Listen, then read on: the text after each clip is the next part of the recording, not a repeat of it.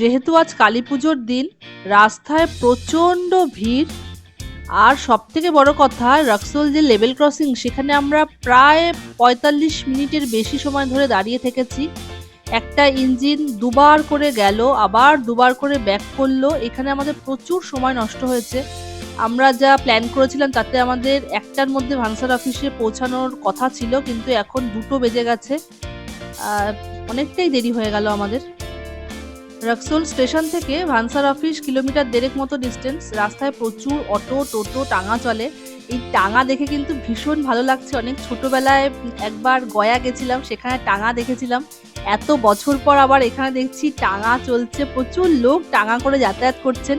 এটা কিন্তু বেশ অন্যরকম একটা ফিলিংস। সাধারণত আমাদের ইন্ডিয়াতে টাঙা কোথাও সেরকম একটা আমরা দেখতে পাই না। আপনাদের সঙ্গে গল্প করতে করতে আমরা কিন্তু দেশের মাটি ছাড়িয়ে বিদেশের মাটিতে ঢুকে পড়েছি। আর কি সুন্দর একটা গেট করা রয়েছে, আর লেখা রয়েছে বীরগঞ্জ। যাই হোক, উল্টো দিক থেকে ছবিটা খুব ভালো করে তুলতে পারলাম না। ভীষণ একটা এক্সাইটিং ফিলিংস হচ্ছে। ভালো লাগছে যে আমরা দেশের সীমানা ছাড়িয়ে বিদেশের মাটিতে ঢুকে পড়েছি।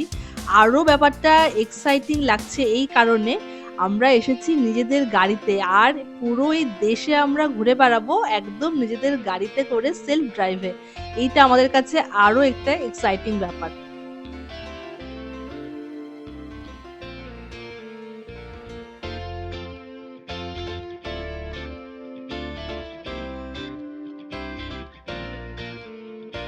এই যে আমরা জাস্ট ঢুকে পড়লাম ভানসার অফিসে।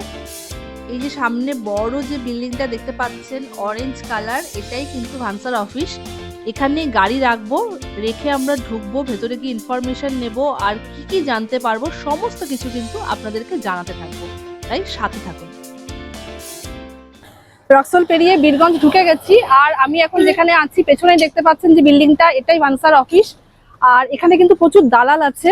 আমাকে জিজ্ঞেস করছিল আপনারা কদিনের জন্য যাবেন, সমস্ত কিছু জিজ্ঞেস করছিল, কিন্তু আপনি ওনাদের সঙ্গে কথা না বলে ডিরেক্ট ভেতরে কাউন্টার আছে, কাউন্টারে কথা বলবেন, সেখানে গিয়ে আপনার যা প্রবলেম বলবেন। এবং আমাকে 7 দিনের জন্য পারমিশন দিতে চেয়েছিল, কিন্তু আমি রিকোয়েস্ট করলাম আমি 11 দিনের জন্য চাইছি ভানসার করাতে। ওনারা রাজি হয়েছেন, আর শুধু আমাকে আরসি বুক দিতে বললো।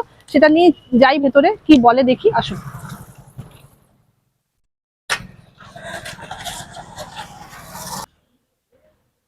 এই যে সামনে দেখতে পাচ্ছেন, এদিকটা হচ্ছে ভানসার অফিস।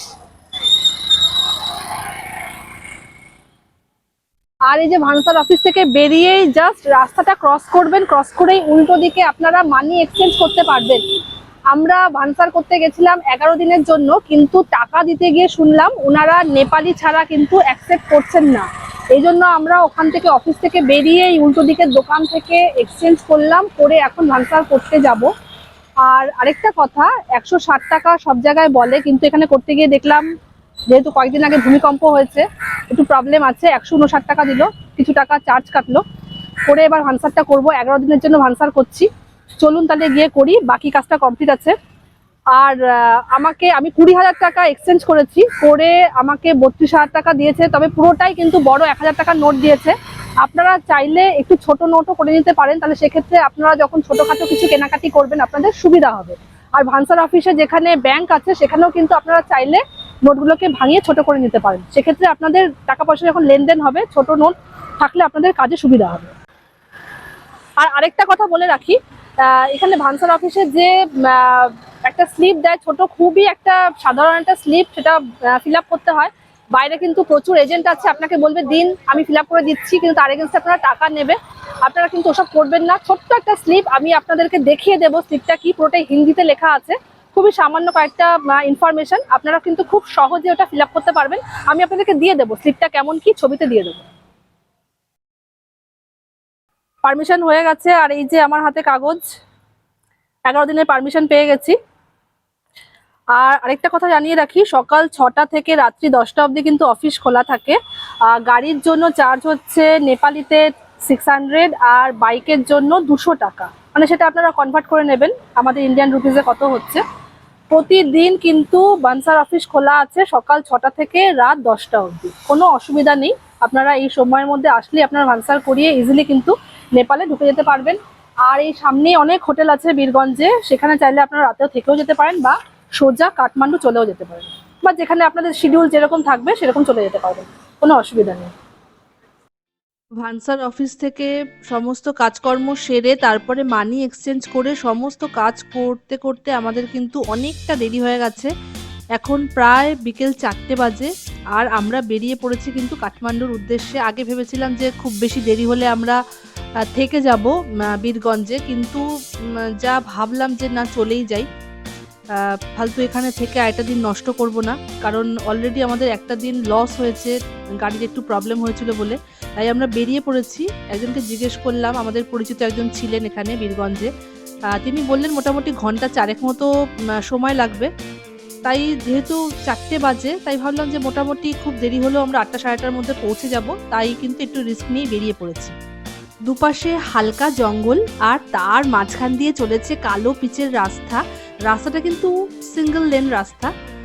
রাস্তার কোয়ালিটি মোটামুটি ভালোই এখন অবধি যা দেখছি, তবে শুনেছি কিন্তু নেপালের রাস্তার কোয়ালিটি বিশেষ ভালো নয়। সকালবেলা বেরিয়েছি, মাঝে একটু হালকা ব্রেকফাস্ট করেছিলাম, দু একবার চা কফি খেয়েছি, সেভাবে লাঞ্চ করা হয়নি। ভীষণ খিদে পেয়েছে, তাই একটু আস্তে আস্তে যাব, দেখব রাস্তার পাশে কোনো ছোটোখাটো কিছু খাবার জায়গা পাই কি না, সেখানেই গাড়িটা দাঁড় করিয়ে একটু খাওয়া দাওয়া সেরে নেব। অনেকক্ষণ থেকে খোঁজাখুঁজি করছি কিন্তু এখনো অবধি রাস্তায় কিন্তু সেরকম কোনো খাবার জায়গা পাইনি। দেখি কিছু পাওয়া যায় কি না।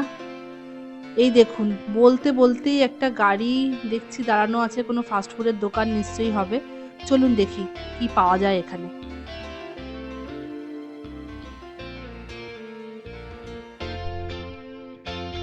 গরম গরম মোমো খেয়ে আবার বেরিয়ে পড়েছি। তবে এখানকার মোমোটা কিন্তু ব্যক্তিগতভাবে আমার খুব একটা ভালো লাগেনি, কারণ আমরা সিকিম বা দার্জিলিং বা ইভেন আমাদের কলকাতার দিকে আমরা যে ধরনের মোমো খেয়ে অভ্যস্ত, এখানকার মোমোর টেস্ট অনেকটাই তার চাইতে আলাদা। তবে এটা ঠিক, পেটে খিদে থাকলে তখন যা খাওয়া যায় সেটাই যেন অমৃতের মতো লাগে। তাই অত বাছবিচার না করে পেট ভরে খেয়ে নিয়েছি, কারণ কাঠমান্ডুতে কখন গিয়ে পৌঁছাবো, সেখানে কি খাবার পাবো তার কোনো ঠিক নেই। তাই সামনে যা পেয়েছি খেয়ে নিয়েছি। বিকেল গড়িয়ে সন্ধে হয়ে গেছে আর চারিদিক আলোর রোশনাইতে মেতে উঠেছে। মনেই হচ্ছে না যে আমরা দেশের সীমানা ছাড়িয়ে বিদেশের কোথাও আছি, মনে হচ্ছে যেন আমাদের দেশেরই কোথাও আছি। চারিদিক দীপাবলির আলোয় মাতোয়ারা। রাত বেশ অনেকটাই হয়েছে, ঘড়িতে প্রায় 6:30 বাজে। বুঝতে পারছি না এখনো কতটা কি সময় লাগবে। মারাত্মক একটা ভুল করে ফেলেছি আমরা। অ্যাকচুয়ালি ভুলটা আমাদেরও ঠিক নয়। আমরা সাধারণত কোথাও বেরোলে গুগল ম্যাপের ওপরই ভরসা করি, এখানেও সেটাই করেছিলাম। কিন্তু দুর্ভাগ্যবশত গুগল আমাদের ভুল পথ দেখিয়েছে আর আমরা ভুল পথে ঢুকে পড়েছি। যদিও এই রাস্তাটা কাঠমান্ডুতে যাবে, কিন্তু যেহেতু গুগলের একটা অভ্যাস আছে 500 মিটার কম হলেও গুগল সেই শর্টকাট রুটটাই দেখায়, আমাদের ক্ষেত্রেও ঠিক তাই হয়েছে। মাত্র 4 কিলোমিটারের ডিফারেন্সের জন্য গুগল একটা ভেতরের রাস্তা দেখিয়েছে, যে রাস্তাটা একদমই ভালো কোয়ালিটির নয়। কিছু লোকাল গাড়ি এবং লোকাল লোকজনের যাতায়াত করে এই রাস্তা দিয়ে। গুগল আমাদের সেই রাস্তাটাই দেখিয়েছে। অনেকটা আসার পরে আমরা বুঝতে পেরেছি, কিন্তু এখান থেকে আমাদের এখন ফেরত যাওয়ার মতো অবস্থা নেই। যে করেই হোক এই রাস্তা দিয়েই আমাদেরকে কাঠমান্ডু পৌঁছাতে হবে।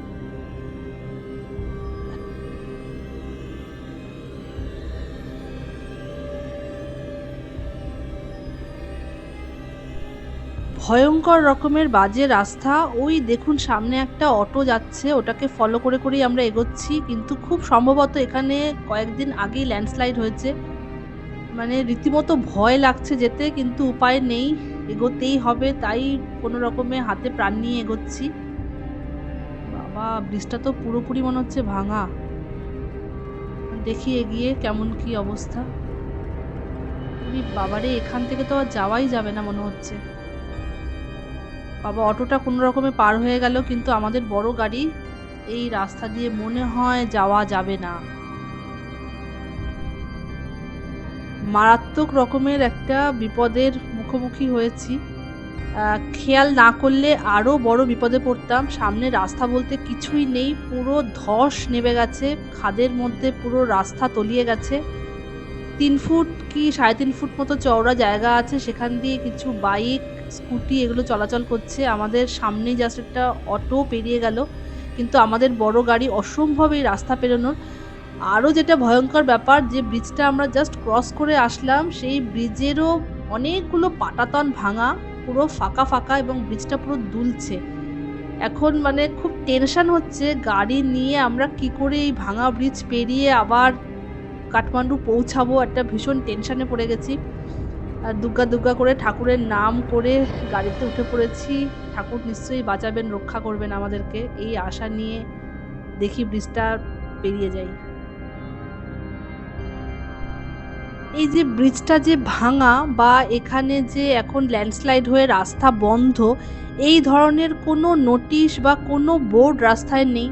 সুতরাং আমাদের মতো অচেনা মানুষ যারা বেড়াতে এসেছেন অন্য দেশ থেকে বা নেপালেরই অন্য কোনো জায়গা থেকে যদি কেউ বেড়াতে এসে থাকেন, তারা কিন্তু অবশ্যই বিপদে পড়বেন। আমরাও কিন্তু এই একই রকম বিপদের মুখোমুখি হয়েছি। তাও যাই হোক, কিছু স্থানীয় মানুষ এসে আমাদেরকে কিন্তু অনেক হেল্প করেছেন গাড়িটা ব্যাক করাতে, কারণ পেছন দিকে গাড়ি ব্যাক করার কোনো জায়গাই প্রায় নেই, একদম পুরো ঢালে দাঁড়িয়েছিলাম।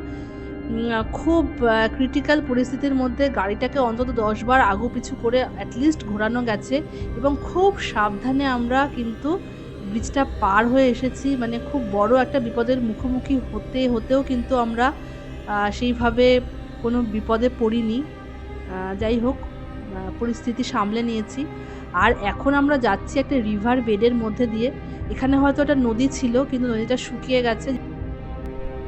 চারিদিক ঘুটঘুট করছে অন্ধকার, আর তার মধ্যে দিয়ে শুধু আমাদের গাড়ির হেডলাইটটাই দেখতে পাচ্ছি। আশেপাশে কোনো গাড়ি নেই, কোনো জনমানব নেই, কোনো বসতি নেই।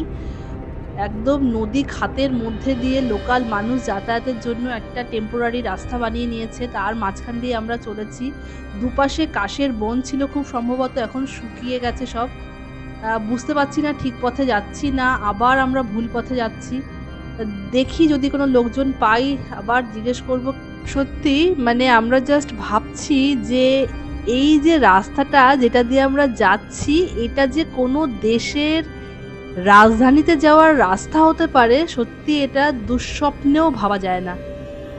সত্যি ভীষণই মানে আমরা এক্সাইটেড। সত্যি এই রাস্তা আদৌ কি আমাদের কাঠমান্ডু নিয়ে পৌঁছাবে? যাই হোক, অনেকক্ষণ পরে একটা গাড়ির দেখা পেয়ে ধরে খানিকটা প্রাণ এলো। গুগল ম্যাপও পুরো ঘেটে গেছে, ভুলভাল ডিরেকশন দিচ্ছে, ভুলভাল দেখাচ্ছে। এখন আমরা এই রাস্তায় যে গাড়ির চাকার দাগ দেখতে পাচ্ছি, সেই চাকার দাগ দেখে দেখে এগোনোর চেষ্টা করছি।